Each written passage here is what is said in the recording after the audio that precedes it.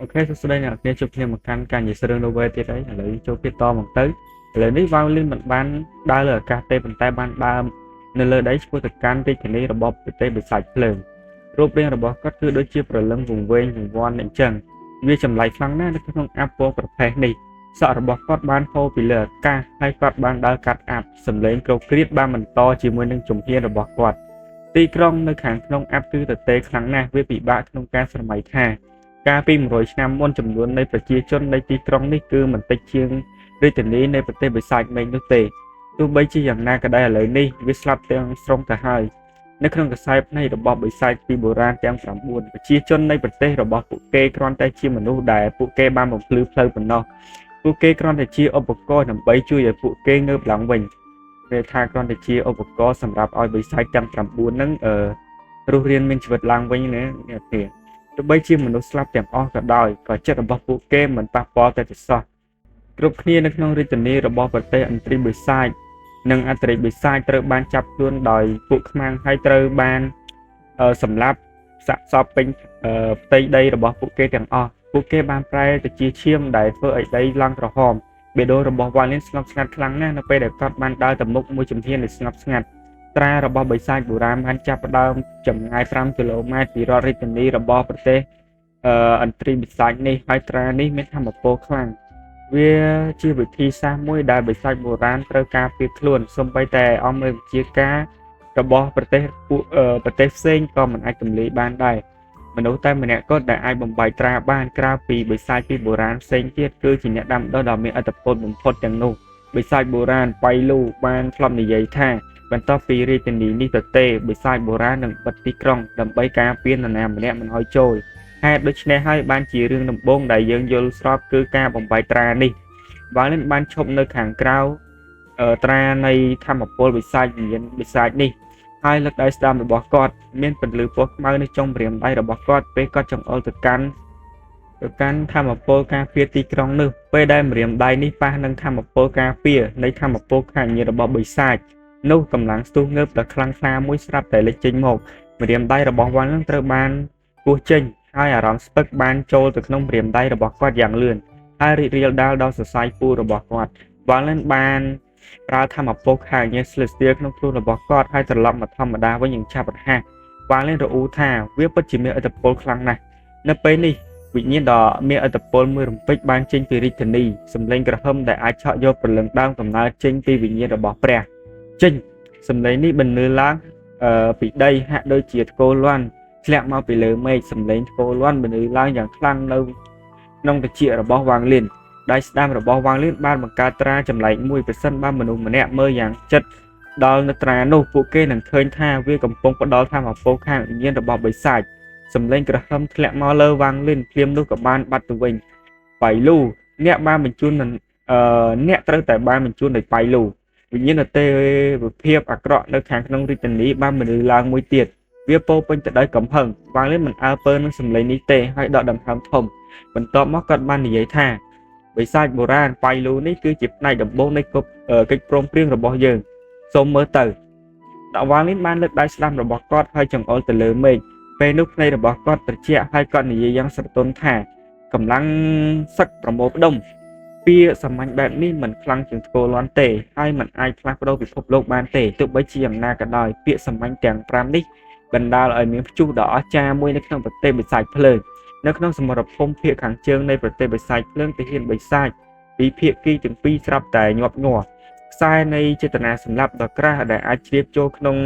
ឋានសួគ៌ភ្លាមៗបានហោះចេញពីខ្លួនរបស់ពួកគេធម្មពលសម្លាប់នេះបានឆក់ចេញយ៉ាងលឿនហើយបានបាត់ទៅឆ្ងាយដូនតាបានមកដល់ហើយមុខទាហានបិសាចទាំងនេះពោពេញទៅដោយភាពរំភើបពួកគេលែងសម្លាប់ទៀតហើយប៉ុន្តែបានចាក់ចេញពីសមរភូមិយ៉ាងលឿននៅសមរភូមិភាគខាងត្បូងនៃប្រទេសបិសាចភ្លើងមនុស្សរាប់មិនអស់ក្នុងសម្លៀកបំពាក់ខ្មៅបានលុកលុយសមរភូមិទាំងនេះមនុស្សទាំងនេះមានចេតនាសម្លាប់ដ៏មានឥទ្ធិពលជារឿយៗពួកគេនឹងសម្លាប់ទាហានបិសាចនៅក្នុងផ្លូវរបស់ពួកគេគឺថាសម្លាប់ទាហានបិសាចដែលរារាំងពួកគេដែលបណ្ដាលឲ្យទាហានបិសាចទាំងនោះប្រែទៅជាឧស្ម័នពណ៌ប្រផេះដែលបន្ទាប់មកត្រូវបានស្រូបយកដោយពួកគេមេតបិសាចមកពីភាគគីទាំងសងខាងមិនស៊ាំជាមួយនឹងមនុស្សទាំងនេះទេ ហើយបានរីករាយហើយបានរីកចម្រើនសាមនឹងអតិថិភាពរបស់ពួកគេទៅវិញមនុស្សទាំងនេះមកហើយទៅដោយគ្មានដានអ្វីឡើយហើយមិនដឹងថាមកពីខាងណាទេសូម្បីតែនៅពេលដែលពួកគេបានធ្វើការឡើងពត់មនុស្សទាំងនេះក៏ដោយជារឿយៗវានឹងមិនមានតម្លៃទេទោះបីជាយ៉ាងណាក៏ដោយពេលនេះមនុស្សក្នុងឈុតឲ្យទាំងនេះស្រាប់តែញាប់ញ័រហើយបង្ហាញនូវភាពរំភើបរីករាយនៅក្នុងខ្សែភ្លេងរបស់ពួកគេបានចាក់ចេញលឿនហើយខណៈពេលដែលពួកគេចាក់ចេញធម្មពលសម្លាប់ដ៏ខ្លាំងក្លាបានចាក់ចេញពីរាងកាយរបស់ពួកគេធម្មពលសម្លាប់រាប់មិនអស់បានរលាយតាមបាត់ជើងតាមជើងមេឃឈុតនេះបានកើតឡើងក្នុងរយៈពេលជាមួយគ្នានៅកន្លែងរាប់មិនអស់ទូទៅនៅប្រទេសបិសាចមានន័យថាមនុស្សឈុតខ្មៅនឹងនៅកន្លែងណាហេតុការណ៍នឹងកើតឡើងនៅកន្លែងមនុស្សឈុតខ្មៅនឹងនៅចឹងណាទូទាំងប្រទេសបិសាចមិនចឹងទៅផ្ទៃមេឃត្រូវបានគ្របដណ្ដប់ដោយបណ្ដុំនៃអូស្មန်ពណ៌ប្រផេះខ្សែទាំងនេះមានធម្មពលសម្លាប់ដែលមិនអាចដឹកស្មានដល់ហើយពួកវាបានភ្លឺឡើងនៅលើមេឃនៅពេលនេះវាហាក់ដូចជាពិភពលោកទាំងមូលត្រូវបានគ្របដណ្ដប់ដោយការសម្លាប់ហើយបានខ្លាចទៅជាត្រជាក់រមមនឹងទម្លុះឆ្អឹងរបស់មនុស្សភាគីដែលកំពុងធ្វើសង្គ្រាមនៅក្នុងប្រទេសបិសាចភ្លើងទាំងអស់បានឈប់ប្រយុទ្ធគ្នានៅពេលនេះពួកគេទាំងអស់គ្នាសម្លឹងមើលមេឃដោយភាពមិនច្បាស់លាស់ហើយភ្នែករបស់ពួកគេមើលទៅពោពេញទៅដោយភាពច្របូកច្របល់មិនត្រឹមតែមានសមាជិកកុសម្ព័ន្ធចម្រាញ់ព្រលឹងជាច្រើនដែលលាក់ខ្លួននៅក្នុងទាហានបិសាចកាលពី200ឆ្នាំមុននោះទេសូម្បីតែមេទ័ពជាច្រើននៅសងខាងក៏ជាសមាជិកនៃក្រុមចម្រាញ់កុសម្ព័ន្ធចម្រាញ់ព្រលឹងផងដែរនៅពេលនេះមេទ័ពបិសាចរាប់មិនអស់នៅក្នុងប្រទេសបិសាចភ្លើងបានញ័រខ្លួនហើយធម្មពលសម្លាប់មួយបានរត់ចេញពីក្បាលរបស់ពួកគេហើយបានបាត់ទៅវិញយ៉ាងលឿនបន្ទាប់ពីបានបាត់បង់កម្លាំងសម្លាប់មនុស្សទាំងនោះបានប្រើវិធីផ្ទាល់ខ្លួនភ្លាមៗដើម្បីគេចចេញយ៉ាងរហ័សប្រទេសបិសាចភ្លើងទាំងមូលធ្វើសង្គ្រាមអស់រយៈពេល100ឆ្នាំហើយទស្សនវិជ្ជាថ្ងៃនេះមានការភ្ញាក់ផ្អើលដល់អ្នកមានសំណាងទាំងអស់មេឃលែងមានពណ៌ខៀវហើយឥឡូវនេះប្រែជាពណ៌ប្រផេះធម្មពលនៃការសម្លាប់បានហក់ឡើងលើអាកាសហើយបានប្រមូលផ្ដុំគ្នាទៅជារដ្ឋរាជធានីរបស់ប្រទេសបិសាចភ្លើងធម្មពលសម្លាប់100,000ខ្សែបានមកពីគ្រប់ទិសទីហោះឆ្ពោះទៅកាន់វាងលិនសំឡេងរបស់អ្វីដែលក្រហមមិនឈប់នៅលើមេឃខាងលើរដ្ឋរាជធានីរបស់ប្រទេសបិសាចភ្លើងវាងលិនស្ថិតនៅចំកណ្ដាលនៃអូស្មန်ដ៏ធំសម្បើមនេះខណៈដែលធម្មពលសម្លាប់100,000ខ្សែបានប្រមូលផ្ដុំប្រញាប់មករកគាត់ធម្មពលសម្លាប់ទាំងនេះមានធម្មពលខ្លាំងជាងធម្មពលកាលពី100ឆ្នាំមុនទៀតចំនួននៃការសម្លាប់គឺខ្លាំងជាងកាលពីមុនទៅទៀតហើយការចិញ្ចឹម100ឆ្នាំបានធ្វើឲ្យធម្មពលនៃការសម្លាប់100,000ខ្សែនេះគឺរឹងមាំបំបែកមានដាននៃពន្លឺក្រហមនៅក្នុងភ្នែករបស់វាងលិនបេះដូងនៃការសម្លាប់និងធម្មពលសត្វឃាតបានលេងបញ្ចូលគ្នាខ្លាចជាស្នូលនៃផ្លូវនៃការសម្លាប់ធម្មពលសម្លាប់100ខ្សែបានគ្របដណ្ដប់លើមេឃរួចហើយប៉ុន្តែជាមួយនឹងពាក្យមួយឃ្លាពីវាងលិនពួកវាទាំងអស់បានបំបែកជាពីរភ្លាមធម្មពលសម្លាប់100,000ខ្សែប្រែទៅជាធម្មពលសម្លាប់សត្វឃាត2ខ្សែវាមិនទាន់ចប់ទេ200,000បំបែកម្ដងទៀតបែកម្ដងទៀតបំបែកម្ដងទៀតពិភពលោកទាំងមូលត្រូវបានគ្របដណ្ដប់ដោយអូស្មန်ក្រាស់និងពួកប្រភេទភ្លាមអូស្មန်ប្រភេទនេះមិនមែនជាអាប់ទេប៉ុន្តែជាធម្មពលសម្លាប់នេះជាការរួមបញ្ចូលគ្នានៃបេះដូងនៃការសម្លាប់និងចេតនាសម្លាប់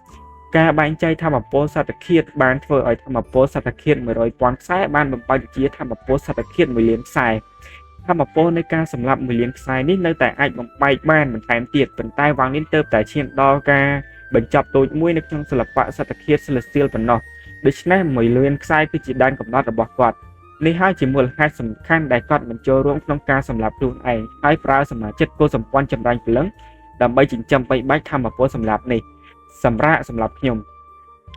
សក់របស់វាងលិនបានហូរពេញអាកាសខណៈដែលគាត់ស្រាប់តែចង្អុលទៅលើធម្មពលការពារនៃធម្មពលបិសាចរបស់ទីក្រុងបិសាចភ្លើងនេះធម្មពលសម្លាប់1លានខ្សែបានចុះមកលើត្រាដូចជាភ្លៀងធ្លាក់គាត់ថាគ្រាធម្មពលសម្លាប់1000ខ្សែមិនអញ្ចឹងខ្ញុំនិយាយណានេះបំបែកទៅជាធម្មពល1លានខ្សែវាធ្លាក់មកដោយទឹកភ្លៀងនេះគាត់ថាវិធីសាស្ត្របំបែកត្រារបស់បិសាចបុរាណមិនត្រូវបានផ្ដោតលើចំណុចមួយទេផ្ទុយទៅវិញមានចំណុចជាច្រើនដែលបានរីករាលដាលពីពេញត្រាដែលចាំបាច់ត្រូវវាយប្រហារក្នុងពេលតែមួយដើម្បីបំបែកវាប្រសិនបើធម្មពលមិនគ្រប់គ្រាន់វានឹងគ្មានប្រសិទ្ធភាពទេទោះបីជាយ៉ាងណាក៏ដោយធម្មពលសម្រាប់1លានខ្សែរបស់វាងលិនត្រូវបានចិញ្ចឹមបីបាច់អស់រយៈពេល100ឆ្នាំទៅហើយដូច្នេះធម្មពលនៃអាក្រាវិរុទ្ធនេះពិតជារន្ធត់ណាស់ anhនិយាយបានថាបន្ទាប់ពីគាត់បានឈានដល់ការបញ្ចប់តិចតួចក្នុងសិល្បៈសត្វឃាត Celestial វាបានផ្ដល់ជំនួយសម្រាប់ម្រាមដៃមរណៈវាបានក្លាយជាផ្នែកមួយនៃចលនាបញ្ចប់ទី3របស់វ៉ាងលៀនរួមជាមួយនឹងការប្រើប្រាស់ម្រាមដៃបិសាចខណៈដែលការពាក់គ្រឿងសឹករបស់អារក្សនិងទន្លេក្រោមពិភពលោករបស់គាត់ពាក្យពេចន៍ចំពោះអក្ខរាវិរុទ្ធបញ្ឈប់ពេលវេលាខ្ញុំហៅថាអក្ខរាវិរុទ្ធបញ្ឈប់ហ្មងទៅបែបបញ្ឈប់ពេលវេលាស្អីទេនេះគឺជាការសង្គ្រោះជីវិតរបស់វ៉ាងលៀនបន្ទាប់ពីបានសាកល្បងវា2ដងរួចហើយគាត់បានសម្រេចចិត្តលាក់អក្ខរាវិរុទ្ធនេះតើតែគ្មាននរណាដឹងអំពីរឿងនេះទៅអាចដើរតួសំខាន់សម្រាប់សង្គ្រោះក្នុងការសង្គ្រោះជីវិតរបស់គាត់ធម្មពលសម្រាប់មួយលានខ្សែបានធ្លាក់ចុះដូចជាភ្លៀងសម្លេងនៃការប៉ះទង្គិចគ្នាបានចេញពីធម្មពលបិសាចនៅខាងក្រៅរដ្ឋធានីរបស់ប្រទេសបិសាចមេឃប្រទេសបិសាចភ្លើងនៅពេលនេះប្រៀបដូចជាកម្លាំងដាវមួយលានដងកំពុងធ្លាក់នៅក្នុងពេលតែមួយសន្ទុះក្រោយមកសម្លេងបុកបន្តគ្នាធម្មពលរបស់បិសាចចាប់ផ្ដើមញ័រយ៉ាងខ្លាំងនិយាយធម្មពលបិសាចក៏អត់ត្រូវដែររបាំងបិសាចដែលការពាររាជធានីបិសាចភ្លើងនោះការបញ្ចេញមតិរបស់វ៉ាងនេះគឺព្យាក្រឹតនៅពេលដែលគាត់បានឈរនៅខាងក្រៅរបាំងបិសាចនោះហើយបានមើលរឿងទាំងអស់នេះដោយត្រជាក់មិនយូរប៉ុន្មានស្នាមប្រេះបានរីកឡើងនៅលើរបាំងបិសាចនេះស្នាមប្រេះរីករាលដាលរហូតដល់របាំងបិសាចនេះបានដួលរលំជាមួយនឹងបន្ទុះបន្ទាប់មកធម្មពលសម្លាប់របស់សម្រាប់មួយលានខ្សែបានប្រញាប់ប្រញាល់ចូលទៅក្នុងរាជធានីភ្លាមហើយរាជធានីទាំងមូលត្រូវបានគ្របដណ្ដប់ដោយស្មាប្រភេទជាមួយនឹងរបាំងបិសាចខូចបាងនេះបានដើរចូលទៅក្នុងពេលនេះរបាំងបិសាចបានរលត់ទៅព្យុះនៃធម្មពលវិញ្ញាណបិសាចបានផ្ទុះចេញពីចរឡងក្នុងបិសាចនៅកណ្ដាលរាជធានីវាប្រែទៅជាពពកពណ៌ស្វាយនៅលើមេឃពេលដែលពពកនៅលើមេឃបានបក់វាបានคล้ายទៅជាស្រមោលនៃបិសាចស្នែងពីភ្លាមភ្នែករបស់វាបានបញ្ចេញពន្លឺដ៏គួរឲ្យភ័យខ្លាចខណៈដែលវាអណ្តែតលើអាកាសហើយមើលទៅវ៉ាងលីនដូចជាពួកវាកំពុងសម្លឹងមើលសម្ោចអ្នកដាំដុះថោកទាបទោះបីជាអ្នកមានការការពារពីបៃលូក៏ដោយព្រោះអ្នកហ៊ានបំពេញបំផ្លាញរបាំងបិសាចរបស់ខ្ញុំអ្នកនឹងស្លាប់ដោយមិនសង្ស័យសម្លេងពីស្រមោលវាហាក់ដូចជាមកពីកម្រិតទី9នៃឋានរកវាពិតជាខុសឆ្គងណាស់ស្រមោលបិសាចបានក្រវិដៃហើយផ្ទៃមេឃក៏ប្រែប្រួលភ្លាមរាជធានីទាំងមូលត្រូវបានរលាយបាត់ហើយភ្លាមនោះជំវិញបានប្រែក្លាយទៅជាពិភពក្រហមនេះគឺជាពន្លឺភ្លើងដីត្រូវបានគ្របដណ្ដប់ដោយម៉ាពន្លឺពណ៌ក្រហមខ្លាំងពីភ្លើងបានធ្វើឲ្យមេឃមានពន្លឺពណ៌ក្រហមសម្លេងផ្ទុះបានបន្លឺឡើងពីពេញតំបន់នោះហើយបរិមាណនៃខ្យល់ក្តៅបានចេញពីដីខ្យល់ក្តៅបានប្រែក្លាយទៅជាការបំភាន់ភ្លាមហើយភ្លាមនោះមានការបំភាន់រាប់រយជំវិញបិសាចបុរាណវ៉ាលៀនបានលើកដៃស្ដាំរបស់គាត់ហើយធម្មពលសម្លាប់មួយលានខ្សែបានចូលក្នុងខ្លួនរបស់គាត់ភ្លាមពួកវាបានប្រែក្លាយទៅជាត្រាជីវិតនៅចន្លោះចិញ្ចើមរបស់គាត់មិនយូរប៉ុន្មានត្រាជីវិត100លានបានគ្រប់ដណ្ដប់រាងកាយទាំងមូលរបស់គាត់យ៉ាងឆាប់រហ័សបន្ទាប់មកគាត់បានទះថង់ទុករបស់គាត់ហើយគ្រឿងសឹកអារក្សបានហោះចេញមកវាប្រែទៅជាសូត្រខ្មៅដែលត្រុំជំវិញវ៉ាងលៀនមុនពេលដែលប្រែទៅជាអាវក្រោះខ្មៅដ៏កាយសាហាវមុខរបស់វ៉ាងលៀនត្រូវបានគ្របដណ្ដប់ដោយពាដែកដោយបង្ហាញតែភ្នែកត្រជាក់របស់គាត់ប៉ុណ្ណោះជាមួយនឹងសក់វែងរបស់គាត់ហូរពីក្រោយគាត់ហើយគាត់បានបោះចំហៀនមួយទៅមុខហើយអណ្ដែតពីលើអាកាសក្រោយមកផ្អាកមួយសន្ទុះស្រាប់តែគាត់បានសម្រុកទៅមុខស្រមោលបិសាចបុរាណបានបង្ហាញភ្លាមនៅទឹកមុខដ៏កាយសាហាវវាបានបញ្ចេញសម្លេងក្រហមពេលវាបានប្រើអក្ខរាវិរុទ្ធផ្សេងដើម្បីបញ្ឈប់វ៉ាងលៀនភ្នែករបស់វ៉ាងលៀនកាន់តែត្រជាក់ហើយគាត់ធ្វើចលនាកាន់តែលឿននៅពេលជាមួយគ្នានោះម្រាមដៃមរណៈបានបង្ហាញខ្លួននៅខាងដៃស្ដាំរបស់គាត់ហើយបានបាញ់ចេញដូចជាភ្នែកបន្ទោលចំពោះការវាយប្រហារពីស្រមោលវ៉ាងលៀនមិនអើពើនឹងពួកវាទេទោះបីជាអក្ខរាវិរុទ្ធខ្លះធ្លាក់មកលើគាត់ក៏ដោយក៏ពួកគេត្រូវបានរៀបរៀងភ្លាមដោយធម្មពលអារក្សពីអាវក្រោះខ្មៅគាត់ក៏មានត្រាជីវិត1លានផងដែរដូច្នេះគាត់អាចមិនអើពើនឹងការវាយប្រហារទាំងនេះទាំងស្រុងគាត់បានរំកិលខ្លួនដូចជាភ្នែកបន្ទោលពេលគាត់ប្រញាប់ប្រញាល់ទៅរកបិសាចបុរាណដ៏ធំសម្បើមដែលបង្កើតឡើងដោយពិភពពណ៌ស្វាយនៅលើមេឃបិសាចបុរាណបានបញ្ចេញនៅតម្រុយនៃការចំអកហើយបានបញ្ចេញនៅក្លិនដ៏ត្រជាក់មួយគ្រឿងសឹករបស់អារក្សដែលខ្ចាត់ខ្ចាយនៅក្រោមអារក្សបុរាណទោះបីជាយ៉ាងណាក៏ដោយអ្នកមិនមានចិត្តអារក្សទេដូច្នេះវាជាការខ្ជិតជាយទាំងស្រុងទៅចំពោះអ្នកគាត់បានបើកមាត់ហើយបានបញ្ចេញសម្លេងក្រហមសម្រាប់នេះបាននាំមកជាមួយវានៅធម្មពលវិញ្ញាណបិសាចយ៉ាងក្រាស់ហើយបានហោះឆ្ពោះទៅកាន់វ៉ាងលៀនពន្លឺត្រជាក់នៅក្នុងភ្នែករបស់វ៉ាងលៀននៅពេលដែលគាត់ចង្អុលម្រាមដៃទៅកាន់អារក្សបុរាណហើយនិយាយថាការបំលែងអារក្សធម្មពលអារក្សបានបង្កើតជាគ្រឿងសឹកហាក់ដូចជារីករាយ ហើយធម្មពលអរិយរាប់មិនអស់ចេញពីពាក្យដែកបានចូលក្នុងខ្លួនរបស់វ៉ាងលៀនតាមរយៈមាត់និងច្រមុះរបស់គាត់ធម្មពលបានឆ្លងកាត់រាងកាយរបស់គាត់ហើយបានចេញពីម្រាមដៃរបស់គាត់នៅពេលនេះសក់របស់វ៉ាងលៀនបានហូរឡើងហើយគាត់ពោពេញទៅដោយធម្មពលអរិយវាហាក់ដូចជាគាត់ពិតជាបានប្រែខ្លាចទៅជាអរិយការវាប្រហារនេះគឺជាកម្ពូលការវាប្រហាររបស់គាត់ដោយប្រើពាក្យដែកខ្មៅនេះខណៈពេលដែលវាប្រែទៅជា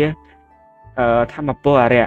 ខ្យល់របស់អរិយបានបន្លឺឡើងហើយធម្មពលរបស់អរិយបានភ្លឺដូចជាឥន្ទនូការវាប្រហាររបស់វ៉ាងលៀនអាចទម្លុះតាមរយៈការវាប្រហារសម្លេងរបស់បិសាចបុរាណបានការចំអកនៅក្នុងភ្នែករបស់បិសាចបុរាណនៅតែមានប្រឈមមុខនឹងខ្យល់បក់បោកគាត់បានបើកមាត់លើកវាបន្ទាប់មកគាត់បានលិតបបោមាត់របស់គាត់ហើយនិយាយថាមិនអាក្រក់ទេធម្មពលអរិយនេះអាចចាត់ទុកថាបរិសុទ្ធបាននៃរបស់វ៉ាងលៀននៅតែត្រជាក់នៅពេលនេះគាត់ស្ថិតនៅចម្ងាយ1000 ហ្វីតពីបិសាចបុរាណហើយជាមួយនឹងចំហៀនមួយគាត់បានមកជិត100 ហ្វីតទៀតបិសាចបុរាណបានសម្លឹងមើលវ៉ាងលៀនហើយបង្ហាញពន្លឺអាចកំបាំងនៅក្នុងភ្នែករបស់គាត់បានរំកិលខ្លួនបានភ្លាមហើយបានបញ្ចេញធម្មពលបិសាចចេញពីរាងកាយដ៏ធំរបស់គាត់ធម្មពលបិសាចនេះមានផ្ទុកនៅថាអារម្មណ៍ទេពភាពពីបុរាណហើយបានហុំព័ទ្ធតំបន់ជើង1000ជុំវិញគាត់1000ម៉ែត្រជុំវិញគាត់សម្ពាធដ៏ខ្លាំងមួយបានកើនឡើងភ្លាមនៅក្នុងតំបន់នោះសម្លេងនេះសម្លេងនៃអ្វីដែលបានបែកចេញមកពីខ្លួនរបស់វ៉ាងលៀនហើយបន្តមកធម្មពលអរិយនៅជុំវិញខ្លួនរបស់គាត់ក៏បានបាត់ទៅគាត់បានដកដង្ហើមវែងហើយនិយាយដោយស្ងប់ស្ងាត់ថាការផ្លាស់ប្ដូរដោទន្លេក្រោមដីមួយបានបង្ហាញខ្លួននៅក្នុងតំបន់នេះហើយបានបង្កើតផ្លូវនៅក្រោមជើងរបស់វ៉ាងលៀនទន្លេក្រោមពិភពលោកបានហុំព័ទ្ធជុំវិញវ៉ាងលៀនហើយអំណាចនៃការចាប់កើតឡើងវិញបានហុំព័ទ្ធពេញតំបន់នោះចំហៀនរបស់វ៉ាងលៀនបានស្ងប់ស្ងាត់ខណៈដែលគាត់បានសម្រុកមកក្នុងចម្ងាយ100 ហ្វីតទៀតអរិយបុរាណបានបញ្ចេញនៅសម្លេងស្រមុកដ៏ត្រជាក់ខណៈដែលដៃរបស់គាត់បានប្រែខ្លាចទៅជាក្រញាំហើយក្រញាំជើងហោះចំពោះទៅកាន់វ៉ាងលៀនក្រញាំនេះមានធម្មពលបិសាចយ៉ាងក្រាស់ធម្មពលអរិយទាំងអស់បានមកពីគ្រឿងសឹកភ្លាមបានរលាយបាត់ហើយត្រឡប់មករាងកាយរបស់គាត់វិញបន្ទាប់មកធម្មពលសម្រាប់មួយលានខ្សែបានភ្លឺចាញ់ចាំងវ៉ាងលៀនបានបន្លឺឡើងជំនួសឲ្យការដកថយគាត់បានសម្រុកទៅមុខហើយបានប៉ះទង្គិចជាមួយនឹងក្រញាំរបស់បិសាចបុរាណនោះសម្លេងមេឃប្រេះបែកបានទៅឡើងក្នុងតំបន់នោះដែលស្នាមរបស់បិសាចបុរាណត្រូវបានវាយទៅលើអាកាសដោយវ៉ាងលៀនចំណែកវ៉ាងលៀនបានប្រើត្រាជីវិតជាង7សែនបានដួលរលំប៉ុន្តែទាំងអស់ត្រូវបានកែតម្រង់យ៉ាងឆាប់រហ័សគាត់បានបោះចំហៀនមួយទៀតហើយបានឆ្លងកាត់100 ហ្វីតទៀតការចំអកក្នុងភ្នែករបស់បិសាចបុរាណបានបាត់បន្តិចម្ដងហើយត្រូវបានជំនួសដោយចេតនាសម្លាប់យ៉ាងត្រជាក់នៅពេលដែលគាត់បានវាយប្រហារជាមួយនឹងវ៉ាងលៀនមុននេះគាត់គ្រាន់តែមានបំណងចង់លេងជាមួយវ៉ាងលៀនប៉ុណ្ណោះទោះបីជាយ៉ាងណាក៏ដោយនៅពេលដែលវ៉ាងលៀនបានវាយមកគាត់មានអារម្មណ៍ថាមានអ្វីមិនខុសប្រក្រតីហើយលូត្រូវតែមានចេតនាផ្ទាស់ខ្លួនសម្រាប់ការបញ្ជូនមនុស្សនេះមកពន្លឺនៃចេតនាសម្លាប់បានដេញឡើងក្នុងភ្នែករបស់បិសាចបុរាណគាត់មិនចង់ប្រើអក្ខរាវិរុទ្ធបិសាចបុរាណណាមួយឡើយព្រោះពួកវាបានមកជាមួយគាត់ច្រើនចេញពីរាល់ពេលដែលគាត់ប្រើវា